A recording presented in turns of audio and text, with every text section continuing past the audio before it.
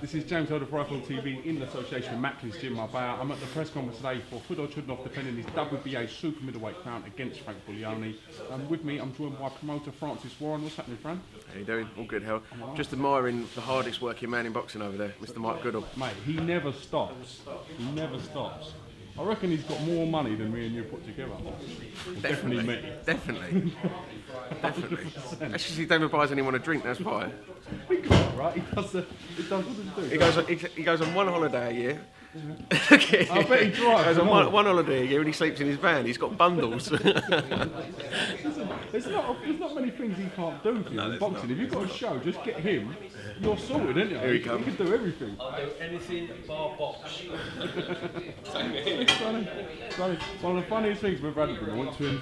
You've watched how many fights you went? Probably about 60,000. I went, nice, good. Name me 7 of the opponents with the fights and the results. He just looked at me, laughed, shook his head and walked off, went back to the van.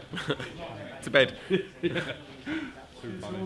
Good press conference today, to be honest, Fran. I really enjoyed it. Quite heated at points between Vlad Huranov He was uncomfortable, and Bullioni. more than heated. Uncomfortable's a word, yeah. I think probably because of the postponement, there's a bit of needle there from Frank. Buglioni, not my dad. He was mega pissed off, obviously, with the postponement, and obviously we were disappointed. But these things happen, and you know, it's not just fight night that these guys fight, is it? So you know, they're sparring leading up to it. So it's, you know, it's physical the whole way through training camp, and injuries do happen. And it always seems to happen at the top of the bill, which is a pain. But you know, it's on. We're almost there. Obviously weighing tomorrow, and then all the talking's done. And it's down to Mr. Buglioni to show that he deserves to be in there challenging for a world title. Fedor definitely proved that he's world-class level by beating Felix Sturm. We all know what a quality fighter Sturm is. I think still is. I think Frank's been quite upset. Sturm was over the hill, and CHUDINOV's, that's the only name he's ever had. But he's still got to go in there and do it, which he did away from home. So fair play to Fedor, and fair play to him for coming away from home again.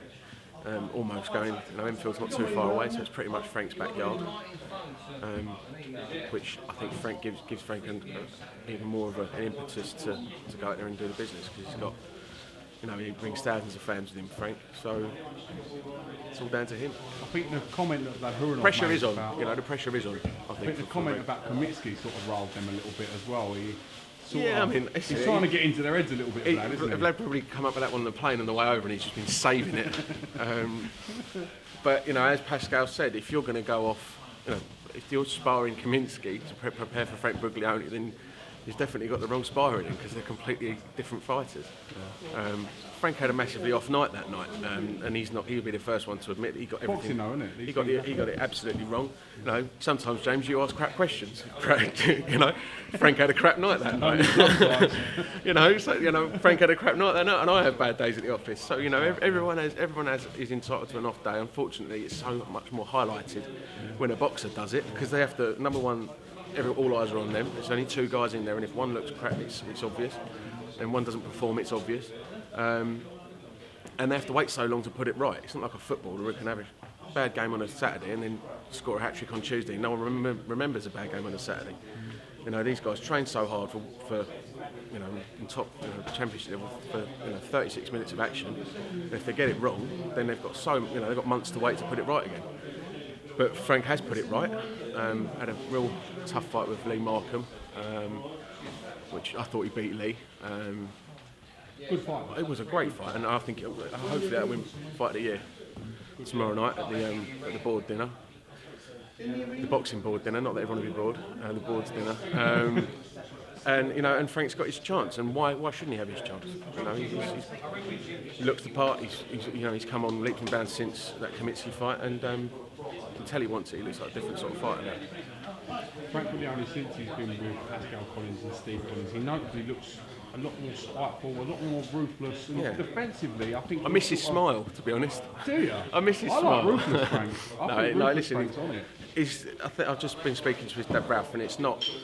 It's comes to certain. I think in most fighters' careers where they stop smiling, they stop all the. You know, they stop being not impressed, but I've seen press conferences, you know, they come and go, and media attention, all that sort of stuff. That becomes secondary to it. The primary focus is the boxing, and I think maybe, like when you talk about the Kaminsky fight, maybe Francis was off the ball a little bit that night and just had a bad night.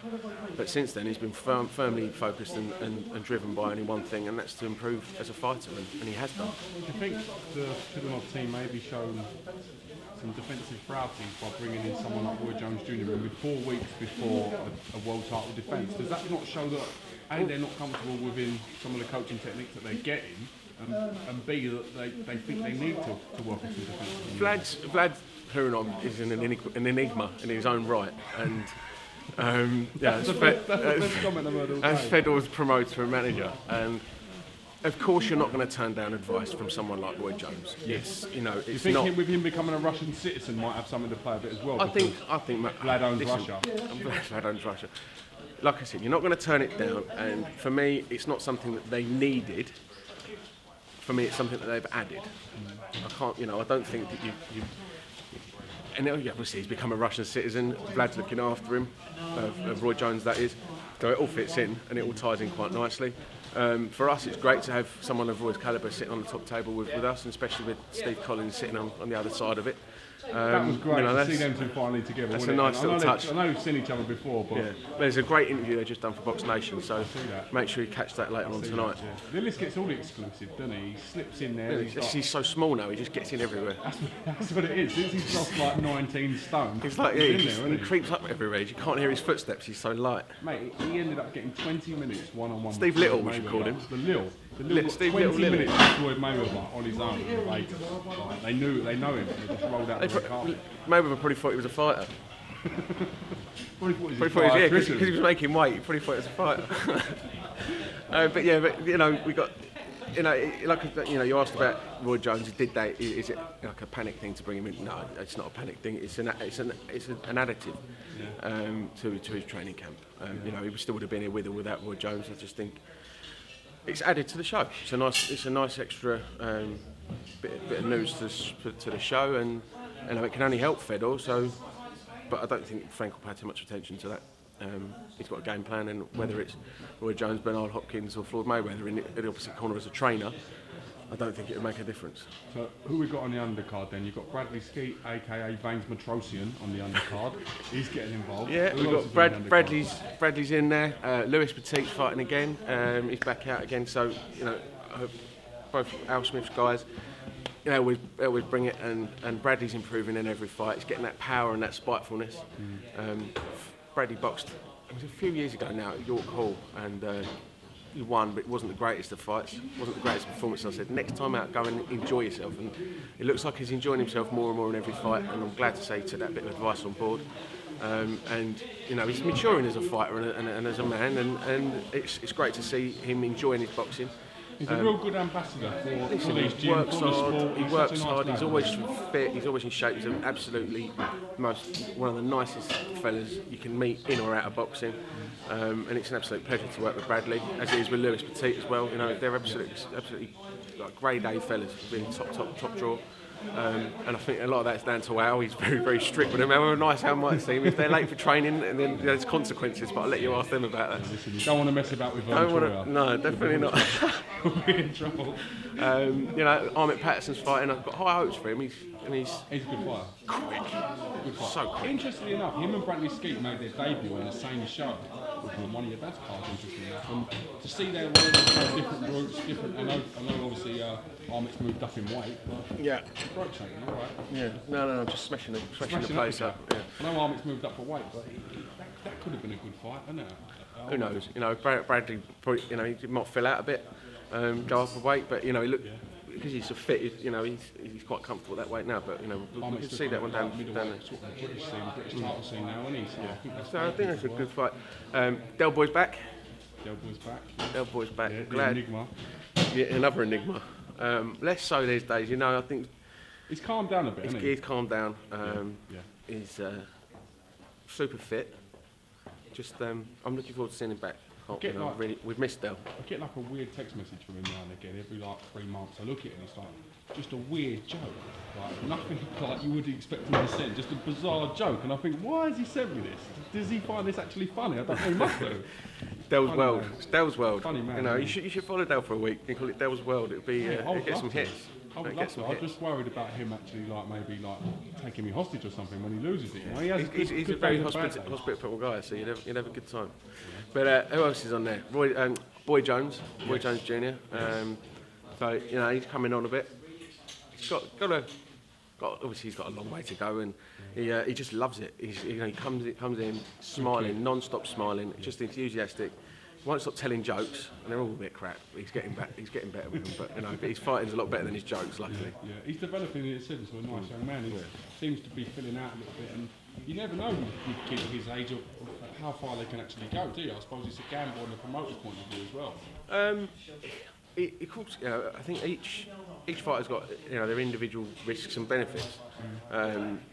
With Boy, he's dedicated. He works really hard. He can punch. So they're all the plus side.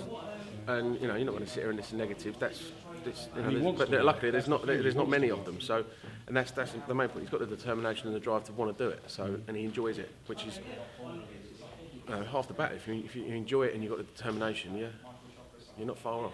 One of the most controversial young fighters in the sort of camp, Romeo Romeo. He gets a lot of controversy and a lot of stick sometimes. I think sometimes unnecessary. He's a little bit misunderstood to be honest. He's actually a nice kid. He's in action on the card as well. What have you made of his progress thus far? Another enigma. We've got them all today. He's got a great story. Doesn't stop training. I don't think there's a fitter fighter out there. Some of the stuff he puts on his YouTube page, the fitness stuff he does is unbelievable. As a fighter, I think he needs to calm it down a bit, stop, sort of take stock a bit and pick his shots a bit better, because he throws a lot with not as much success as he should have. If he just threw 20% less of the volume of shots, I think he'd find he's a lot more successful in getting people out of there. One of these last fights at York Hall, he made quite hard work of it, and he didn't need to. He always comes out of traps very quickly, and just maybe it's just he's so excited. He fights like he trains very, very hard and very, very fast. So it'd be nice just to see him settle a bit more and pick his shots.